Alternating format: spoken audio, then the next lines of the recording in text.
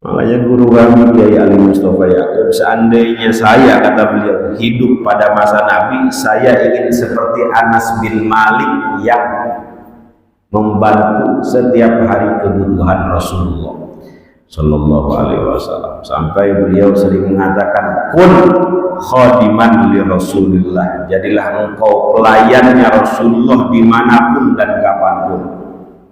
Ya, dengan mengajar, dengan menyebarkan ilmu-ilmu Rasulullah, dengan menyebarkan hadis-hadis Rasulullah. Jadilah pelayan. Kalau saya sering sebut, jadilah PNS, pegawai Nabi Sallallahu Alaihi Wasallam.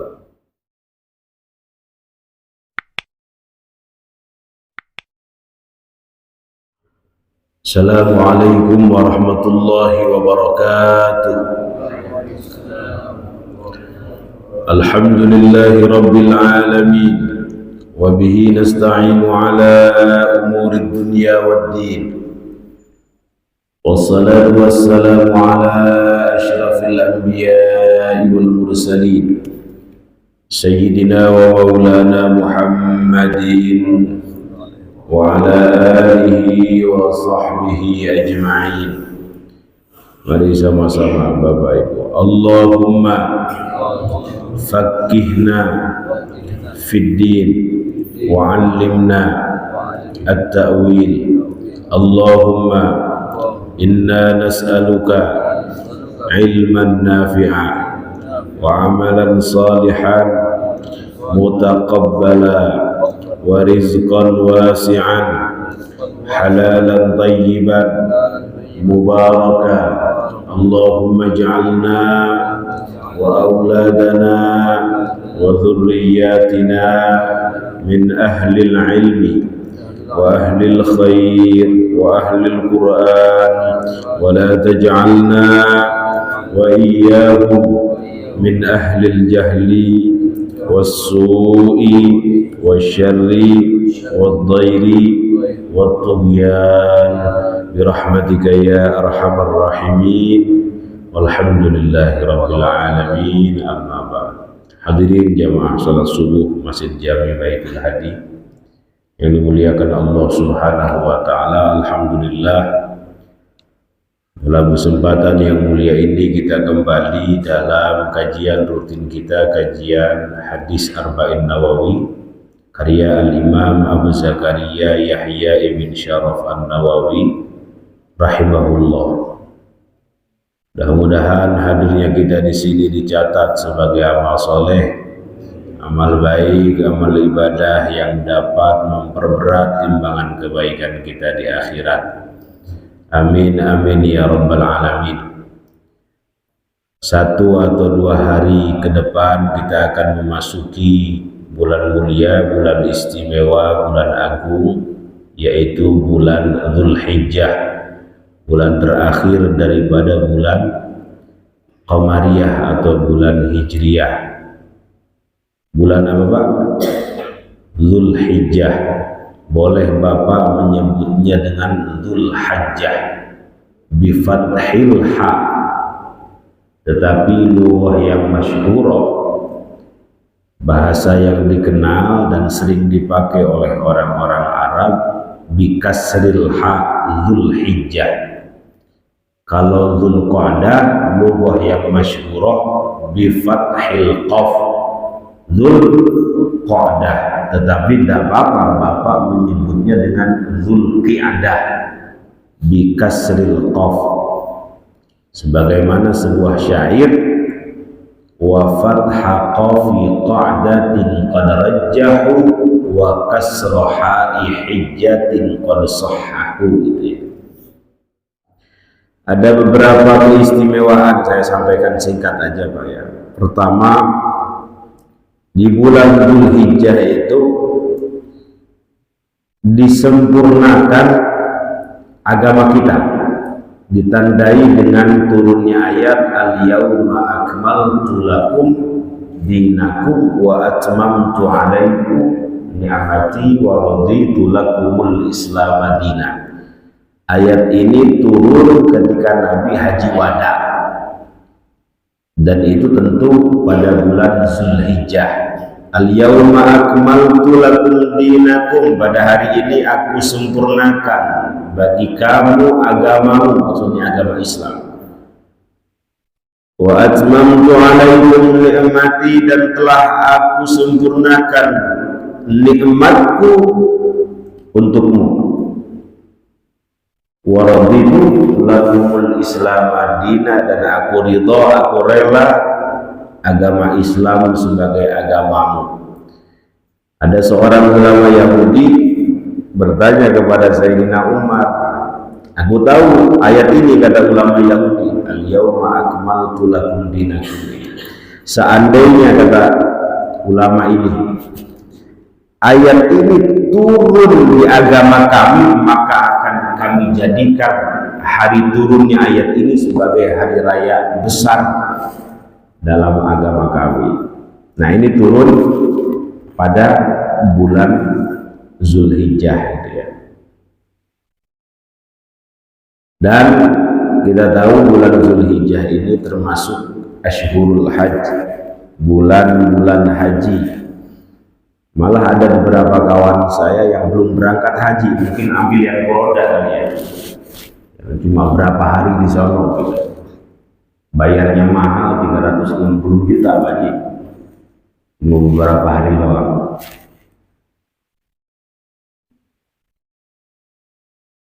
Ashhurul Hajj ada berapa, Pak? 4. 3 dong. Ashhurul Hajj 3 ya. Syawal, Zulqa'dah, Zulhijjah. Jadi bapak yang berangkat haji ihram dari bulan Syawal sah, karena termasuk Ashhurul Hajj, bulan-bulan haji. Ayatnya al-hajju ashhurum ma'lumat. Haji itu dilaksanakan di bulan-bulan yang maklum, yang diketahui, yaitu Syawal, Zulqa'dah, Zulhijjah. Sore nanti saya ngisi syukuran haji yang mau berangkat tanggal 22 Juni besok. Nah, di Kemang. Ternyata belum berangkat di tanggal 22 Juni. Berarti berapa hari nih Saudi? Cuma 8 hari. Berapa nih? 8 hari ya? Ya.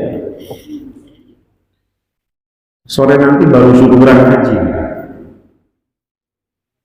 Keistimewaan yang kedua, Rasulullah Shallallahu Alaihi Wasallam bersabda, "Ma min ayyamin al-amalu shalihu fiha ahabbu ilallah min hadhihi al-ayyam." Tidak ada hari yang amal solehnya paling disukai, dicintai oleh Allah Subhanahu wa Ta'ala selain amal soleh yang dilakukan di 10 pertama daripada bulan Zulhijjah. 10 pertamanya apa ya? Makanya ada seorang ulama tabi'in, kibarut tabi'in, namanya Abu Utsman An-Nahdi. Sebenarnya dia masuknya mukhadram. Mukhadram itu orang yang mengalami masa jahiliyah, mengalami masa Nabi wafat, dia baru masuk Islam, disebut dengan mukhadram. Nah, kategorinya kategori tabi'in. Abu Utsman An-Nahdi ini termasuk kibarut tabi'in. Pernah ngomong begini, Pak, para sahabat dulu, para ulama dulu sangat memuliakan, mengagungkan 3-10 hari. Memuliakan 3-10 hari. Maksud memuliakan di sini adalah mengisinya dengan memperbanyak amal soleh, memakmurkannya dengan ketaatan, kebaikan dan seterusnya. Yang pertama, 10 hari pertama daripada bulan Zulhijjah. Diingat-ingat Pak ya, 10 hari pertama daripada bulan Zulhijjah. Yang kedua, 10 hari pertama daripada bulan Muharram. Yang ketiga, 10 hari terakhir daripada bulan Ramadan. Terakhirnya kalau Ramadan, kalau Zulhijjah awalnya, Muharram awalnya. Jadi 3-10 hari ini paling diagungkan oleh para sahabat, oleh para ulama. Jadi mereka kalau memasuki hari-hari ini tancap gas kira-kira memperbanyak amal soleh. Dan ini dilakukan oleh Abdullah bin Umar, oleh Sayyidina Abu Hurairah radhiyallahu anhu. Ketika mereka memasuki 10 pertama daripada bulan Dzulhijjah, mereka memperbanyak tahlil, memperbanyak takbir, memperbanyak tahmid, memperbanyak tasbih. Fa'aktsiru fiha minat tahlil wat tasbih wat takbir wat tahmid dan seterusnya. Karena amalan yang dilakukan di dalamnya paling disukai, dicintai oleh Allah Subhanahu wa taala. Dulu ketika kami mondok di tempatnya Profesor Ali Mustafa Yakub, beliau menganjurkan para santri untuk puasa selama 9 hari ya, sampai tanggal 9 puasa Arafah itu, dengan menghatamkan Al-Quran 1 kali hataman. Metodenya metode Fahmi Bisyaukin itu. Ala hisabi, kata beliau, saya yang tanggung. Jadi mulai dari buka puasa, mulai dari sahur sampai buka puasa, beliau yang tanggung. Kok rela banget beliau melakukan itu? Ya karena ingin mengamalkan hadis tadi itu, bahwa tidak ada amal soleh yang paling disukai, dicintai oleh Allah selain amal soleh yang dilakukan di 10 pertama daripada bulan Dzulhijjah. Beliau tanggung semua santri itu. Didata lebih dari 200 itu yang puasa, beliau tanggung semua. Bisa dibudayakan atau disampaikan di sini. Apalagi Rasulullah Sallallahu Alaihi Wasallam mengatakan, "Sum ashhurullah al-hurum." Puasalah engkau di bulan-bulan Allah yang disebut dengan bulan haram. Bapak yang punya kesempatan untuk kurban, kurbanlah. Yang punya uang untuk berangkat haji, berangkatlah. Karena ini bulan mulia, bulan agung, bulan istimewa. Nanti ketika tanggal 9 Dzulhijjah, upayakan untuk puasa Arafah. Itu lebih utama daripada puasa Asyura. Kalau Asyura hanya 1 tahun, tapi puasa Arafah 2 tahun, diampuni kesalahannya, dosa-dosa kecilnya selama 2 tahun. 2 tahun. Ya, 1 tahun sebelumnya, 1 tahun setelah. Ini cuma ngingetin aja Pak ya. Kadang kita lupa kalau memasuki bulan mulia. Setiap bulan milik Allah, tetapi ada bulan-bulan tertentu yang dimuliakan. Kalau Allah muliakan, kita mestinya juga memuliakan. Sama seperti semua masjid, ini rumah Allah, tetapi ada masjid yang paling utama, paling istimewa, paling agung dari semua masjid, yaitu Al-Masjidil Haram. 1 rakaatnya saja sama dengan 100.000 rakaat, gitu ya. Bapak beda sholat di sini dengan di sana. Melakukan dosa di Masjid Baitul Hadi dengan di Al-Masjidil Haram jauh lebih besar dosanya. Melakukan dosa di Masjidil Haram dibanding di sini. Ini bukan berarti Bapak boleh melakukan dosa di sini, bukan. Ingin menunjukkan bahwa betapa agungnya Al-Masjidil Haram. Semua hari juga milik Allah, tapi ada 1 hari yang paling istimewa. Apa? Yaumul Jum'ah. Al-Quran semuanya kalamullah, tapi ada 1 surat paling agung, paling istimewa, a'dhamu surah. Apa? Suratul Fatihah. Kalau surat itu suratul Fatihah, kalau ayat ayatul kursi, ya, ayatul kursi. Likulli syai'in sayyidun, setiap segala sesuatu ada pemimpinnya, ada rajanya, ada yang paling utama, paling istimewa. Sayyidul majalis, Pemimpinnya tempat duduk, rajanya tempat duduk, kiblatul kiblah, menghadap ke kiblat. Jadi yang paling utama ngaji itu ngadep kiblat. Nah, kalau ini ngadep kemana? Kecuali yang ngajar Pak Haji ya. Yang utama Sayyidul istighfar. Saya ulang, rajanya istighfar. Istighfar dalam hadis banyak, ada astagfirullah, astagfirullah, astagfirullah, astagfirullahaladzim alladzi la ilaha illa huwal hayyul qayyum wa atubu ilaih. Nah, ada dari sekian istighfar yang diajarkan Nabi, yang paling utama disebut dengan sayyidul istighfar. Redaksinya Allahumma anta rabbi. Hafal semua Pak? Ayeuna acan katalah acan hafal mangga sami-sami. Allahumma anta rabbi la ilaha illa anta khalaqtani wa ana abduka wa ana ala ahdika wa wa'dika mastata'tu a'udzu bika min syarri ma sana'tu abu'u laka bi ni'matika 'alayya wa abu'u bi dhanbi faghfir li fa innahu la yaghfiru dzunuba illa anta. Biasakan dibaca setelah sholat subuh 3 kali, setelah sholat maghrib 3 kali. Kata Rasulullah, siapa yang baca sayyidul istighfar 3 kali pada petang hari dan pagi hari dengan penuh keyakinan, meninggal misalnya pada malam hari, min ahlil jannah, atau siang hari, min ahlil jannah.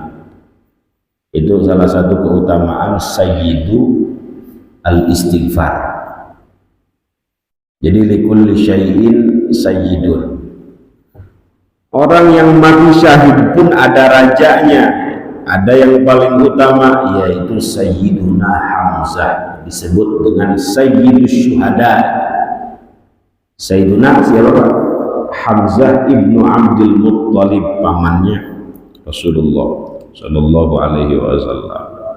Dari semua wanita perempuan yang ada di surga, ada yang paling utama, paling istimewa, yaitu pertama Sayyidah Khadijah Al-Kubra, kedua Sayyidah Fatimah Az-Zahra, ketiga Sayyidah Asiyah Imra'atu Fir'aun, keempat Sayyidah Maryam binti Imran, ibundanya Nabiullah Isa alaihi salatu wassalam. Itu yang disebut Sayyidat Nisa'i Ahlil Jannah. Ada lagi Pak?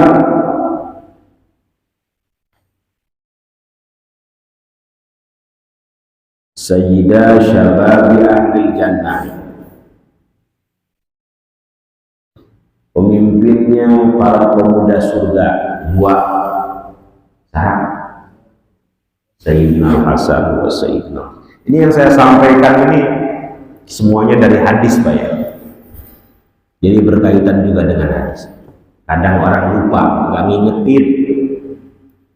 Baik Pak, masuk Pak ya. Direkam. Terus dikirim ke mana? Oh ya, ke istri yang pertama.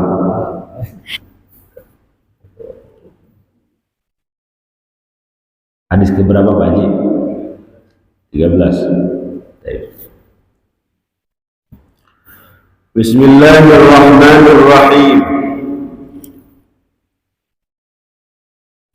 Qala al-muallif rahimahullah tabaraka wa ta'ala wa nafa'ana bihi wa bi 'ulumihi wa amaddana bi asrarihi fid dharain amin. Qala an Abi Hamzah Anas bin Malik radhiyallahu anhu, dari Abu Hamzah Anas bin Malik, semoga Allah meridai beliau, khadimi Rasulullah sallallahu alaihi wasallam.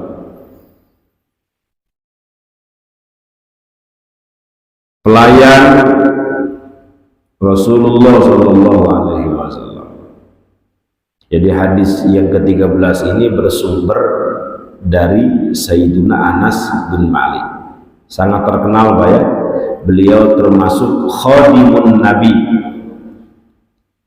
Selama 10 tahun beliau yang menyiapkan air kendi Nabi untuk mandi, beliau yang menyiapkan sendal Nabi, beliau yang menyiapkan kendaraan Nabi kalau beliau mau dakwah, beliau yang menyiapkan segala kebutuhan Nabi sehingga Nabi bisa nyaman berdakwah, kira-kira begitu.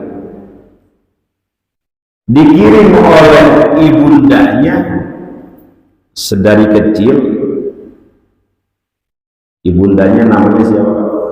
Masih ingat? Ummu Sulaim. Luar biasa ya Pak. Ummu Sulaim atau dikenal dengan Ar-Rumaiso itu ya. Ar-Rumaiso. Itu ketika Nabi Isra Mi'raj masuk ke surga, terdengar telapak kakinya Ar-Rumaiso ini. Ini telapak kaki siapa ya? Kok belum mati udah terdengar di surga. Sama seperti siapa? Bilal bin Rabah. Oh, ini suara telapak kakinya Ar-Rumaiso, yaitu ibundanya Sayyiduna Anas bin Malik. Salah satu keistimewaan, keutamaan. Itu kira-kira kenapa Pak diberi keistimewaan begitu? Karena mau berkorban. Mau berkorban, anaknya diserahkan kepada Nabi untuk membantu beliau. Makanya guru kami Kiai Ali Mustafa Yaakob, seandainya saya, kata beliau, hidup pada masa Nabi, saya ingin seperti Anas bin Malik yang membantu setiap hari kebutuhan Rasulullah Sallallahu Alaihi Wasallam. Sampai beliau sering mengatakan, kun khadiman li Rasulillah, jadilah engkau pelayannya Rasulullah dimanapun dan kapanpun. Ya, dengan mengajar, dengan menyebarkan ilmu-ilmu Rasulullah, dengan menyebarkan hadis-hadis Rasulullah. Jadilah pelayan. Kalau saya sering sebut, jadilah PNS, pegawai Nabi Sallallahu Alaihi Wasallam. Beliau yang diizinkan oleh Nabi masuk ke kamar, beliau bersihin. Jadi khodim tiap hari begitu. Sampai Nabi ridho, rela apa yang dilakukan oleh Anas bin Malik keluar dari lisan Nabi. Allahumma barik lahu fi rizkihi wa barik lahu fi umrihi wa barik lahu fi dzurriyyatihi. Ya Allah, berkahi Anas dalam rizkinya, berkahi Anas dalam umurnya, berkahi Anas dalam keturunannya. 3 doa ini dikabulkan oleh Allah Subhanahu wa ta'ala. Beliau pada masanya menjadi miliarder, orang paling kaya. Kedua, usianya melebihi 100 tahun.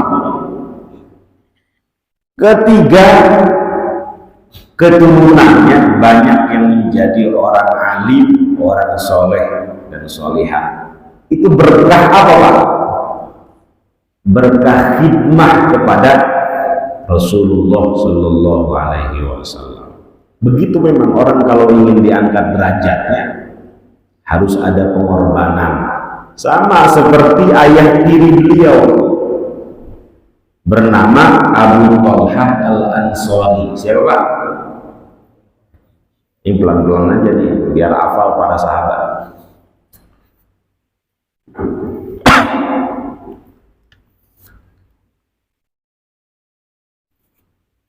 Abu Talhah Al-Ansari. Beliau orang paling kaya di Madinah. Kebunnya di mana-mana.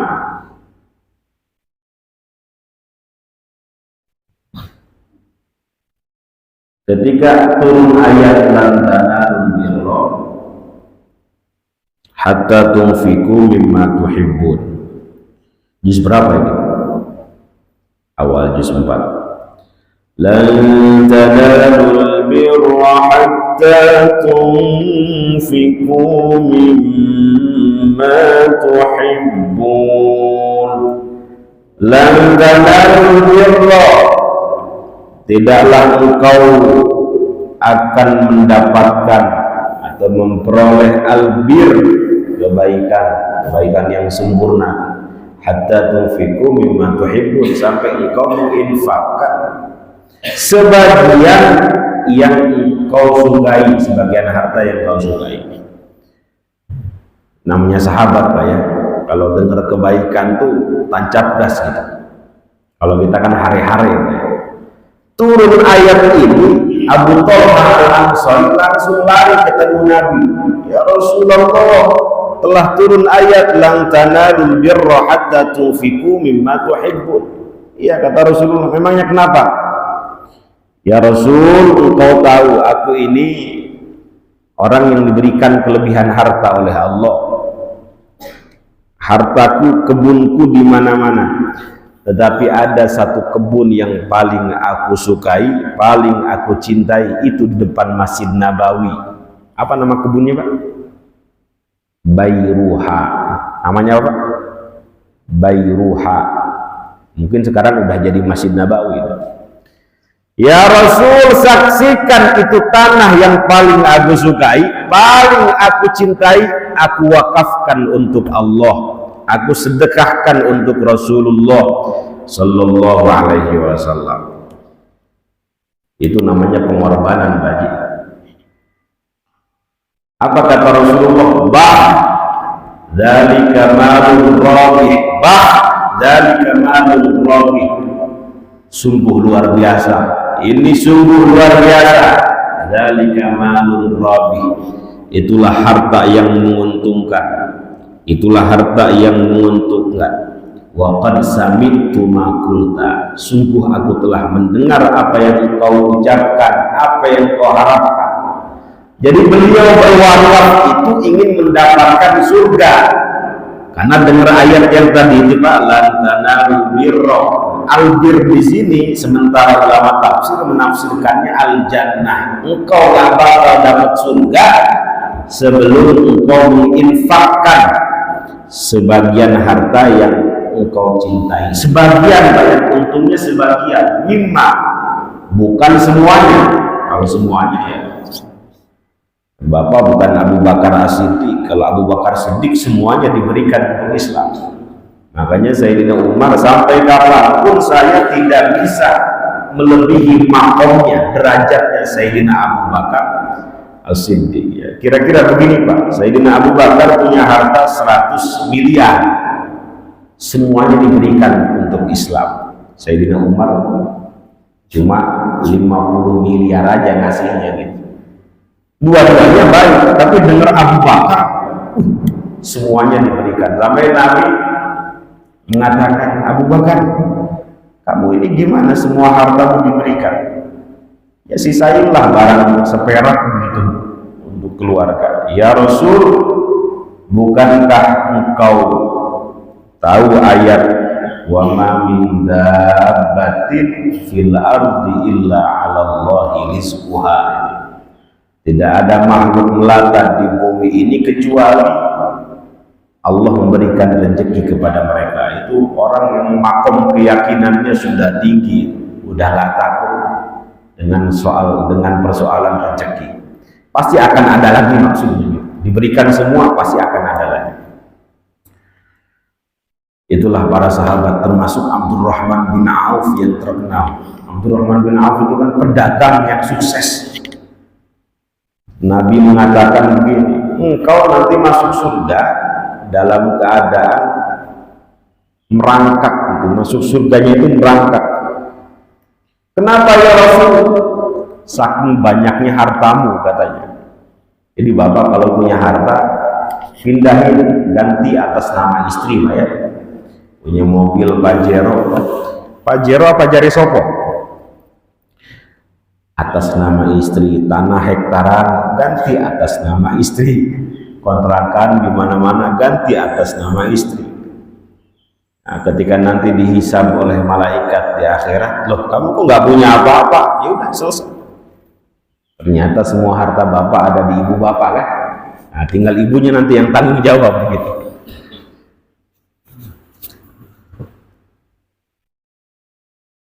Ya, itu Abdurrahman bin Auf karena dengar Nabi mengatakan engkau masuk surga, tapi dalam keadaan merangkak saking banyaknya harta. Akhirnya beliau ingin menjadi orang miskin, semua hartanya diwakafkan, disedekahkan, tapi nggak miskin-miskin begitu, nggak miskin-miskin. Kalau bapak kan pengen kaya, beliau malah pengen miskin.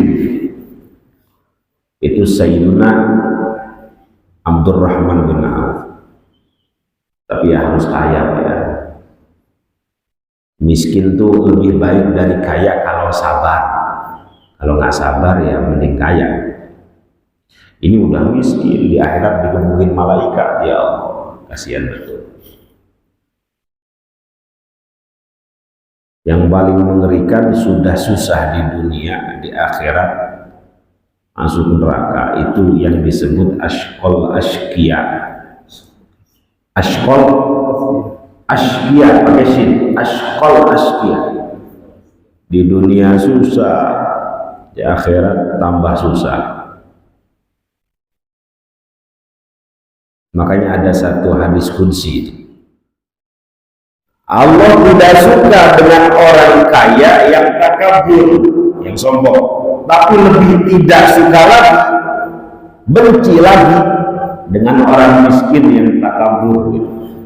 Dan biasanya orang miskin tuh nggak begitu, Pak. Yang pantas takabur itu orang kaya gitu. Oke, ini Sayyidina Anas bin Malik. Ibunya namanya siapa, Pak? Ummu Sulaim. Ayah tirinya namanya Abu Talhah Al-Ansari, orang paling kaya. Ayah beliau nggak masuk Islam, Malik bin An-Nadhr namanya. Jadi ketika ibundanya Ummu Sulaim menerima risalah Rasulullah, suaminya diajak nggak mau masuk Islam. Akhirnya difasah, ya cerai gitu kira-kira. Kemudian ibunya masuk Islam. Nah, ibunya masuk Islam, dilamar oleh Abu Talhah Al-Ansari, menikah. Itu Anas bin Malik. Anas bin Malik ini contoh perjuangan, contoh pengorbanan, dan dalam tanda kutip dikorbankan oleh ibunya untuk menjadi khadimun Nabi. Dan banyak, dan ini dilakukan banyak oleh para santri, oleh para tulabul ilm, oleh para pencari ilmu.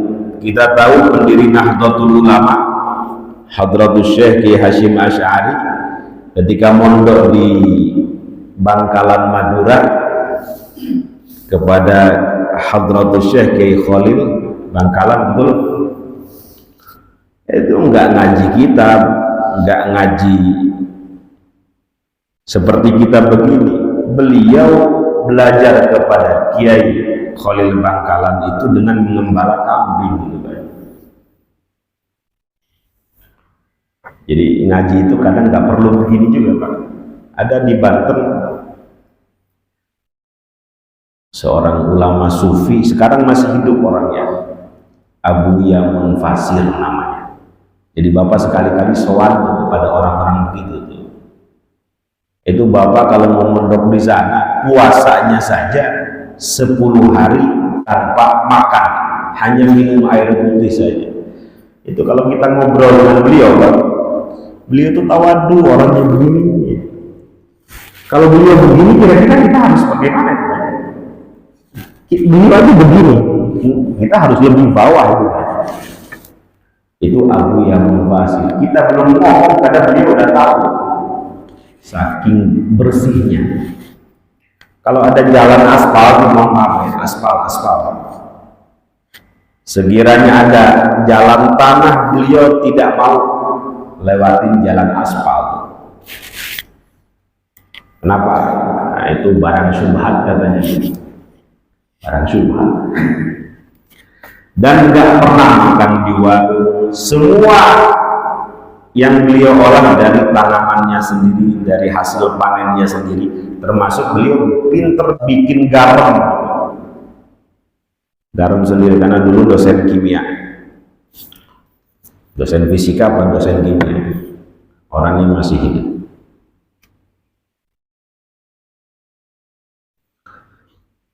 Ini saya terakhir cerita. Salah satu sebab diangkat derajatnya Hadratus Syekh Kiai Hasyim Asy'ari adalah karena beliau mau menjadi khadimul ulama. Beliau mau berkorban untuk gurunya. Siapa? Kiai Khalil Bangkalan. Nah, tiap hari nggak ngaji tapi mengembala kuda, mengembala kambingnya Kiai Khalil. Tiap hari ini digembalakan. Tiba suatu hari beliau melihat Kiai Khalil Bangkalan termenung di bawah masjid. Dilihat oleh Hasyim muda, kayaknya Kiai Khalil ada masalah, ada apa gerangan. Dideketin, mohon maaf Kiai, bisa saya bantu? Ada apa? Kok sepertinya ada masalah? Ini kata Kiai Khalil, cincin pemberian istri saya jatuh ke septic tank. Jadi kalau saya pulang nanti ditanyain, di mana cincin pemberian saya? Terus saya mau jawab apa? Makanya saya nggak pulang. Oh begitu Kiai, jatuhnya di mana? Ini di septic tank kan? Septic tank kan? Bukan toilet, septic tank. Ya tempat pembuangan lagi ya. Bayangkan kalau santrinya 1000 misalnya, 1000 septic tanknya berapa dalam, berapa luas? Gak pakai pikir panjang, izin Kiai saya ambilkan, hancur langsung. Saya ambilkan langsung, nyebur ke sana nggak ketemu, ke sana nggak ketemu, ke sana nggak ketemu, diupung-upung. Jangan bayangin Bapak baunya kayak gimana. Ketemu, alhamdulillah Kiai, ketemu. Itu refleks keluar dari lisan beliau, lisan waliullah itu. Alhamdulillah saya bangga sama kamu, saya rela sama kamu, saya senang sama kamu. Mudah-mudahan namamu harum di kemudian hari. Itu refleks doa guru. Mudah-mudahan namamu harum di kemudian hari. Dikabulkan doa beliau. Siapa yang gak kenal Hadratus Syekh Kiai Hasyim Asy'ari, pendiri organisasi terbesar di dunia, guru para ulama Nusantara, itu Hadratus Syekh Kiai Hasyim Asy'ari, murid dari Hadratus Syekh Kiai Haji Muhammad Khalil Bangkalan. Termasuk kakek saya dulu, guru saya ngajinya kepada Kiai Khalil Bangkalan. Pulang ke Garut mendirikan pesantren Alfiyah Sukaraja. Sekarang udah generasi keberapa? 1, 2, 3, keempat.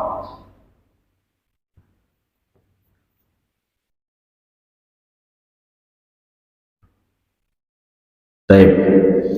Ini Anas bin Malik menjadi contoh orang-orang yang khidmah kepada Rasulullah. Ada seorang ulama besar dari Saudi namanya As-Sayyid Muhammad bin Alawi Al-Maliki, terkait seorang pelajar kalau pengen berkah ilmunya perhatikan tiga hal.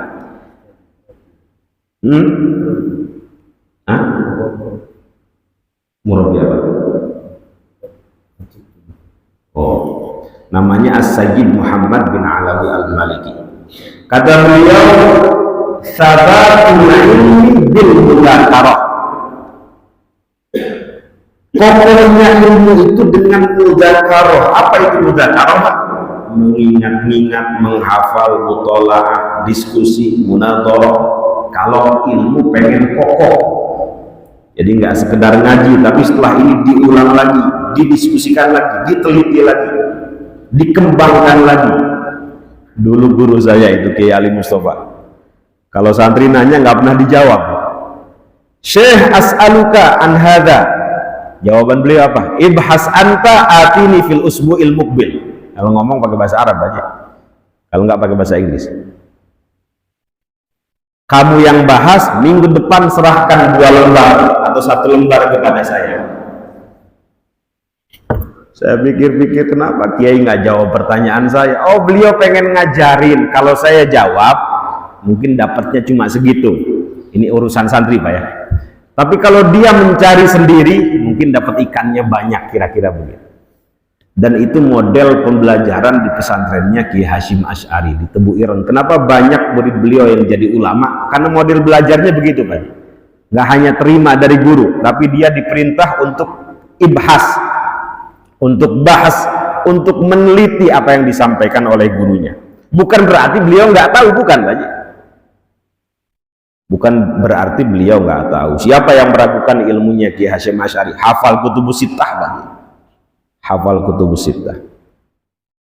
Dan terbukti banyak murid beliau yang jadi ulama Nusantara.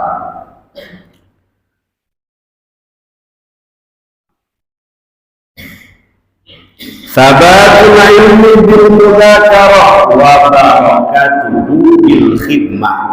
Kalau ilmu pengen kokoh, kencengin mudzakarahnya.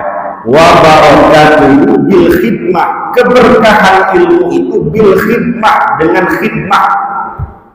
Dan seperti Anas bin Malik ini, meskipun mungkin ilmunya sedikit tapi khidmahnya besar, kadang itu yang dipakai di masyarakat. Saya bilang ke santri-santri, kalau kalian nggak bisa nulis kayak kiai kita, Kiai Ali Mustafa Yaqub, bisa nulis setahun 4 buku, 5 buku, khidmah besar bikin pesantren misalnya. Minimal kalau ada tamu, saya bilang kalau ada tamunya kiai gitu, rombongan dari mana, sendalnya ke rumah kiai dibalikan ke arah pulang gitu, sehingga mereka bisa pulang dengan nyaman. Itu cara khidmah terkecil. Kalau lampu pondok mati, jangan nunggu dari kiai, jangan nunggu dari ulama, dari ustadz. Inisiatif sendiri. Saya yang beli berapa harga lampu dan lain sebagainya. Kalau baterai jam mati, saya yang beli, dan seterusnya. Itu cara khidmah terkecil, kira-kira begitu.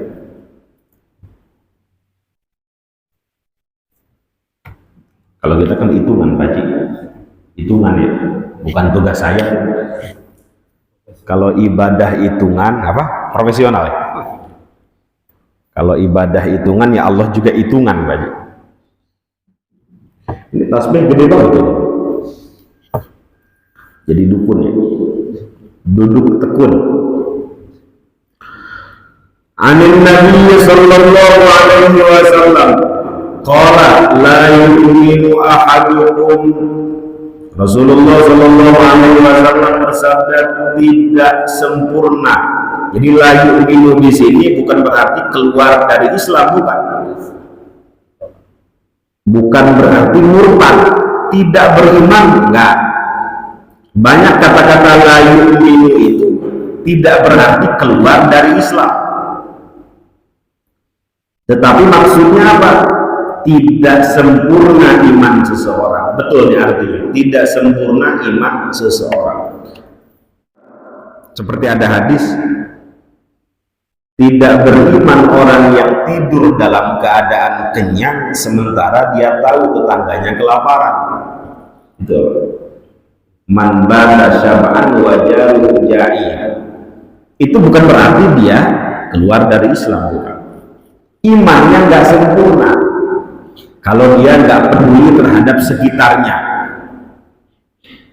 Jadi memang bahasa Arab itu perlu diimbangi dengan usul fikih gitu ya.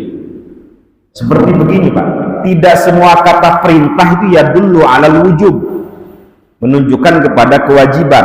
Fasholli li rabbika wanhar. Wanhar di situ kan fi'il amar, Pak. Tapi apakah semua fi'il amar ya dulu alal wujub? Kan enggak. Bayangkan kalau kita diwajibkan kurban semua, Pak, yang nggak mampu ini. Kemudian kalau nggak kurban dosa gitu. Bisa dipahami, Pak Haji? Itu nanti kaitannya dengan disiplin ilmu usul fikih.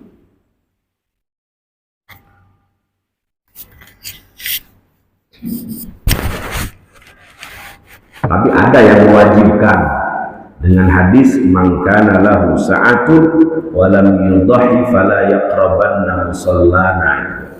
Siapa yang punya kelebihan harta tapi nggak mau kurban, jangan dekati musollaku, jangan dekati masjidku. Itu dalil untuk orang yang mewajibkan kurban. Tapi jumhur ulama, mayoritas ulama, kurban itu sunnah muakkadah saja. Itu pun bagi yang mampu. Jadi harus belajar usul fikih memang. Apa itu kias, apa itu kias aulawi. Ada orang nggak mau kias itu. Udah dari Nabi begini aja. Saya membayangkan orang-orang begini itu yang menghancurkan Islam, yang bikin resah di masyarakat.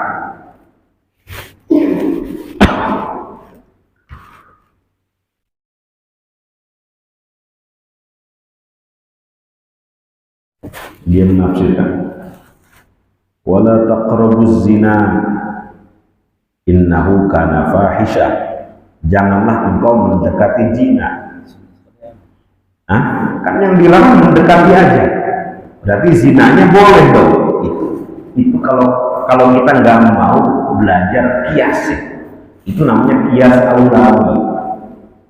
Maksudnya bukan begitu, bukan. Mendekati saja tidak boleh, apalagi berzina, itu yang benar. Bukan. Yang dilarang mendekati aja. Ayatnya wala taqrabuz zina innahu kana fahisha. Itu makanya pentingnya ngaji sama guru. Ada lagi dalam Quran apa? Uffil lakuma itu wala tanhar wala fala taqul lahum uffil. Jadi dengan orang tua itu kalau disuruh, kalau di apa, jangan bilang kan hanya saja gak mau, kira-kira gitu. Berarti mukul orang tua boleh dong, nendang orang tua boleh dong. Yang dilarang hanya bilang saja. Kira-kira benar apa tidak pemahaman itu? Itu kalau orang nggak belajar usul fikih. Yang betul bagaimana? Bilang saja nggak boleh, apalagi lebih dari itu yang betul. Memang redaksinya fala taqul lahuma janganlah engkau mengatakan kepada orang tuamu Nah itu seharusnya dikiaskan, kias aulawi namanya. Bilang saja nggak boleh, apalagi lebih dari itu. Makanya zakat pakai beras itu kias, zakat pakai uang itu kias.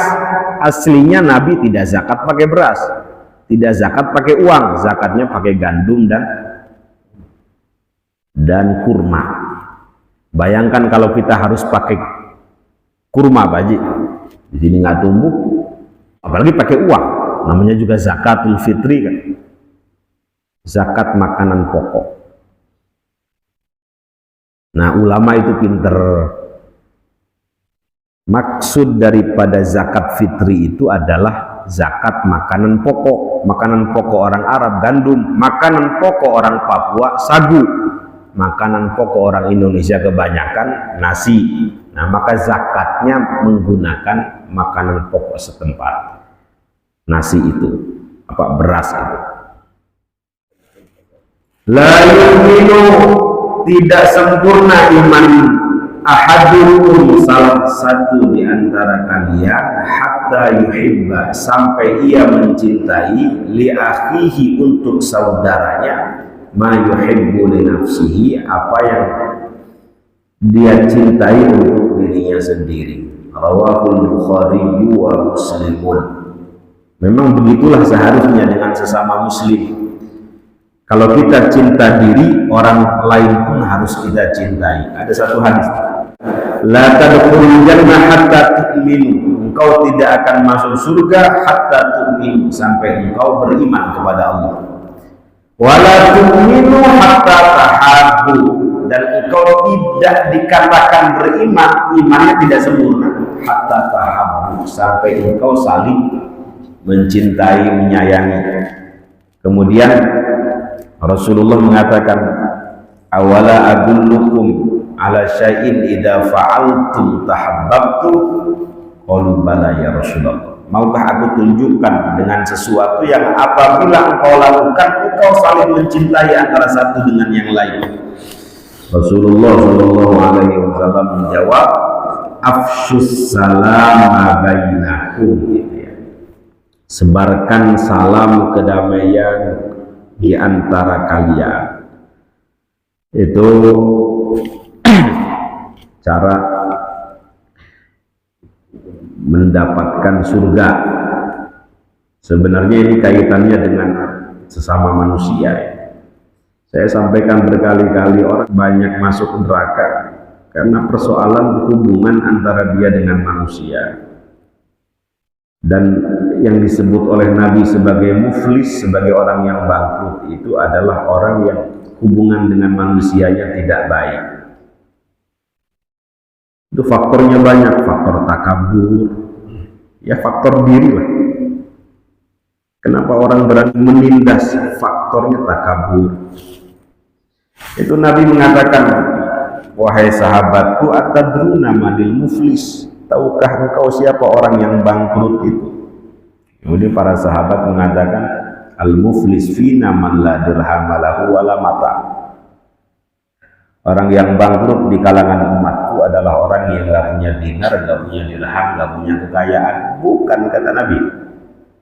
Al-muflis min ummati mayyati yaumal qiyamah bi sholatin. Orang yang muflis, orang yang bangkrut, yang pailit di kalangan umatku adalah mayyati yaumal qiyamah. Orang yang datang pada hari kiamat di sholatin, dengan membawa amalan sholat, wa zakatin, dengan membawa amalan zakat, wa siyamin, membawa amalan puasa, wa yati qad syatama hada. Tetapi di satu sisi dia meremehkan orang lain, mencerca orang lain, mencela orang lain, wa daraba hada, pernah memukul orang lain yang bukan haknya, wa qadhafa hada, pernah menuduh zina atau menuduh lain tanpa bukti, wa akala mala hada, pernah memakan harta hak orang lain yang bukan haknya, ya korupsi misalnya. Nah, wa safaka dama hada, pernah mengalirkan darah saudaranya, bukan di hakil Islam. Boleh nggak Pak mengalirkan darah saudara kita? Boleh kalau di hakil Islam. Misalnya dia bunuh anak kita dengan sengaja, dalam hukum Islam dia boleh dialirkan kembali darahnya. Disebut dengan qisas. Wa jazaa'u sayyi'atin sayyi'atun mithluha. Bapak dipukul sekali, boleh balas sekali. Dipukul 2 kali, boleh balas 2 kali. Cuma kalau Pak Haji dipukul sekali, kira-kira balasnya berapa kali? Nah, yang kedua kalinya itu yang nggak boleh. Padahal Islam membolehkan membalas keburukan asal setimpal. Wa jazaa'u sayyi'atin sayyi'atun mithluha. Tapi di atas itu ada kemuliaan. Terusan ayat ini, faman afa wa aslaha fa ajruhu 'ala Allah. Siapa yang memaafkan dan berbuat baik, dia mampu balas pada saat itu, tapi nggak dia balas, fa ajruhu 'ala Allah, maka pahalanya di sisi Allah Subhanahu wa taala tanpa batas. Serempet mobil, ya udah serempet lagi banyak. Kalau kita serempet mobil ngomongnya 2 jam, itu yang dosa itu ngomong 2 jamnya kebun binatang keluar semua. Begitulah seharusnya keadaan kita terhadap sesama kita. Kata Rasulullah, semua amal soleh yang dia lakukan diberikan kepada orang yang pernah dia zalimi. Keburukan-keburukan orang yang dia zalimi diberikan kepada dia, dilemparkan ke dalam neraka. Itu kata beliau orang yang paling pailit, paling bangkrut di akhirat. Dan itu semuanya nggak ada hubungannya dengan Allah, Pak. Semuanya dengan manusia. Semuanya dengan manusia.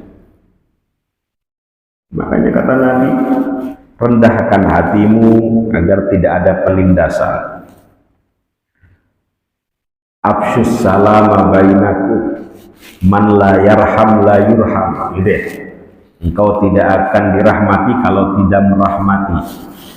Ayat pertama atau doa pertama, zikir pertama ketika kita melakukan kebaikan, ada Rahman, ada Rahim. Berangkat bismillahirrahmanirrahim. Itu Allah, Rasulullah ingin mengajarkan kita kasih sayang. Silaturrahim, ada bahasa silaturrahim. Silaturrahim hubungan antar kerabat. Kalau silaturrahmi hubungan antar sesama. Itu sebenarnya bukan silaturrahim tapi islah. Ya, bahasa kita bolehlah silaturrahmi, islah, damai, saling memaafkan. Makanya ada istilah halal bihalal itu penting, meskipun itu istilah bukan dari Arab tuh. Istilahnya dari Soekarno atau dari siapa? Dulu kalau tidak salah Kiai Wahab Hashimullah ketika ingin menyatukan para politikus ya, karena konfliknya luar biasa, kemudian dihimpun di Istana Negara, saling memaafkan, keluarlah istilah halal bihalal. Itu satu aja tujuannya, agar kita tidak bangkrut di akhirat. Man kanat lahu madlamah li akhihi falyatahallalhu minhu liyawm. Barang siapa yang pernah menzalimi orang lain menjadi nggak nyaman, menjadi tercerabut hak-haknya, falyatahallalhu minhu liyawm. Kalau bisa pada saat itu juga minta halalnya, minta halalnya. Mungkin istilah halal bihalal dari hadis ini, falyatahallalhu minhu liyawm. Jangan sampai di akhirat menjadi orang yang bangkrut. Na'udzubillah. Baik. Terakhir ada satu ayat bahwa sesama muslim itu adalah wali, wal mu'minuna wal mu'minatu ba'duhum awliya'u ba'd. Mukmin laki-laki dan mukmin perempuan itu wali antara satu dengan yang lain. Wali itu apa, Pak? Kekasih antara satu dengan yang lain. Tapi ada satu ulama, satu kiai menafsirkannya bukan kekasih tapi bolo. Bolo itu bahasa Jawa, bukan sahabat, bukan teman. Bolo itu apa? Diddul adawah. Dia antonim daripada musuh, itu bolo. Bestia. Diddul adawah. Kan ada hadis, man adali waliyan faqad adantuhu bil harb. Siapa yang menyakiti waliku maka aku umumkan baginya perang. Kenapa, Pak Haji? Maka aku umumkan perang. Mohon maaf, ini musuh apa bolo? Musuh, perang ya. Ini musuh apa bolo? Bolo jangan ditembak. Temennya kok bolo? Sesama muslim maksudnya. Kalau bolo menembak sesama bolo, itu sama seperti bapak masukin bola ke gawang sendiri. Namanya apa? Bunuh diri. Kalau kita menyakiti sesama kita, sama seperti masukin bola ke gawang sendiri.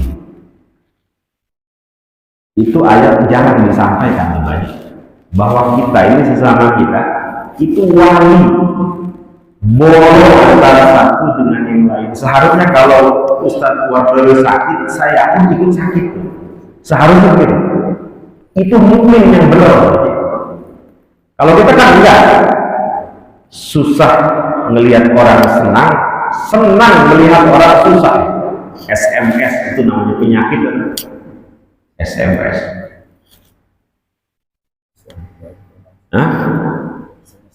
SMS. Susah melihat orang senang, senang melihat orang susah. Pokoknya gimana orang lain itu susah, kalau kita begitu, ya Allah. Padahal kita diikat dengan satu ikatan akidah, asyhadu an la ilaha illallah wa asyhadu anna Muhammadar Rasulullah. Orang ketika sudah bersyahadat, 3 hal yang harus dijaga. Pertama, kehormatannya. Kedua, hartanya. Ketiga, darahnya tidak boleh dialirkan setetes pun. Illa bihaqqil Islam, kecuali dengan hak Islam. Hadis di bawahnya dijelaskan, boleh darah seseorang dialirkan asalkan masuk kategori 3 ini. Pertama, as-sayyib az-zani, seorang tua yang berzina, selingkuh. Jadi ada hadis qudsi begini, Allah itu benci dengan anak muda yang berbuat maksiat, tapi lebih benci lagi terhadap orang tua yang masih hobi maksiat. Jadi kalau ada anak muda zina, dijilid aja Pak ya, dijilid aja. Tapi kalau ada orang yang sudah menikah berzina, disebut as-sayyib az-zani, dirajam sampai mati itu Pak. Dosanya lebih besar, iqamnya lebih besar. Nah, itu boleh dirajam, itu bihaqqil Islam. Terus wan nafsu bin nafsi, membunuh dengan sengaja. Terus wat tariqil dinihi, murtad, tentu dengan tahapan-tahapan. Ya, diajak tobat dulu nggak mau, diajak tobat lagi nggak mau. Nah, hukum Islam membolehkan mengalirkan darah orang yang murtad, tapi hukum Islam Pak ya. Nah, di luar itu semua tidak boleh selama dia bersyahadat. Baca bareng-bareng hadisnya Pak. La yu'minu ahadukum hatta yuhibba li akhihi ma yuhibbu li nafsihi. Rawahu Bukhari wa Muslimun. Ya, tidak sempurna iman seseorang sampai ia mencintai untuk saudaranya, penuh kasih sayang, berkorban untuk saudaranya butuh dia bantu. Ma yuhibbu li nafsihi, sebagaimana dia mencintai dirinya sendiri. Kira-kira kita ini senang apa? Orang pun kalau bisa senang, apa yang tidak senangi? Kita senang dihormati, tadi hormati orang lain, kan gitu. Kita senang dibantu, jangan pelit membantu orang lain, kira-kira gitu. Kan ma yuhibbu li nafsihi. Kita senangnya apa tadi? Kalau sakit pengen ditengok aja gitu. Ya tengok orang lain kalau lagi sakit, kira-kira gitu. Itu ma yuhibbu li nafsihi. Rawahul Bukhari wa Muslim. Mohon maaf terakhir nih. Ada istilah rawahul Bukhari wa Muslim, ada istilah rawahu Syaikhan, ada istilah muttafaqun alaih. Itu beda-beda itu Pak Haji. Ini saya sekilas saja. Kalau istilah muttafaqun alaih itu hadis yang diriwayatkan oleh Imam Bukhari dan Imam Muslim, tapi satu sahabat ketemu di satu sahabat, misalnya Abdullah bin Umar. Nah, ada hadis Abdullah bin Umar kemudian diriwayatkan ke bawahnya oleh Imam Bukhari dan Imam Muslim. Itu disebut dengan muttafaqun alaih. Kenapa Pak Haji? Nah, kalau rawahu Syaikhan atau rawahul Bukhari wa Muslim itu tidak mesti dalam satu sahabat, dari satu sahabat. Boleh jadi hadisnya sama tapi beda sahabat. Itu rawahul Bukhari wa Muslim atau rawahu Syaikhan. Jadi Syaikhan dalam ilmu hadis ya Al-Imam Al-Bukhari dan Imam Muslim. Tapi kalau muttafaqun alaih apa? Ihdas sahabah. Sahabatnya satu, diriwayatkan oleh 2 orang ini, disebut muttafaqun alaihi. Ya, itu istilah-istilah dalam ilmu hadis. Imam Bukhari wafat tahun berapa Pak Haji? Masih ingat? Imam Muslim? Imam Muslim wafat tahun berapa? Pohodai 261. Rasulullah wafat tahun berapa? 11. Abu Bakar 13. Umar 10 tahun 23 Hijriah.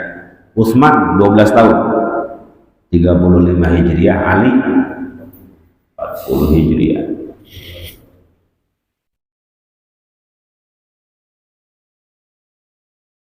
Kalau Imam Bukhari 256, Imam Muslim 261, Imam At-Tirmidzi 279, Imam Abu Dawud 275, Imam Nasai 303, Imam Ibnu Majah 275.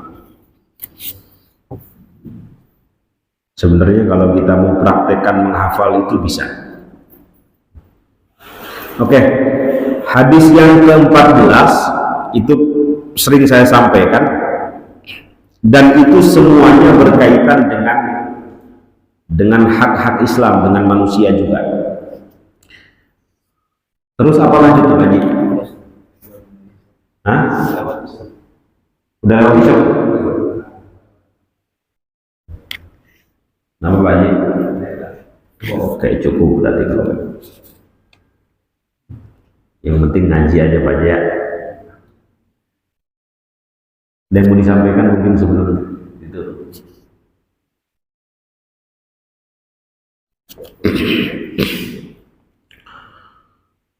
Mudah-mudahan ada manfaatnya.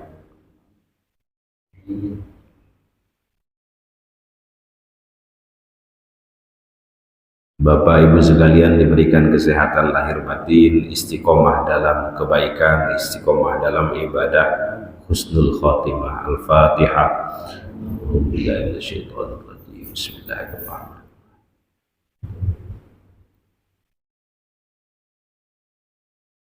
Shiratal ladzina an'amta 'alaihim. Subhanakallahumma wa bihamdika asyhadu an la ilaha illa anta astaghfiruka wa atubu ilaik. Assalamualaikum warahmatullahi wabarakatuh.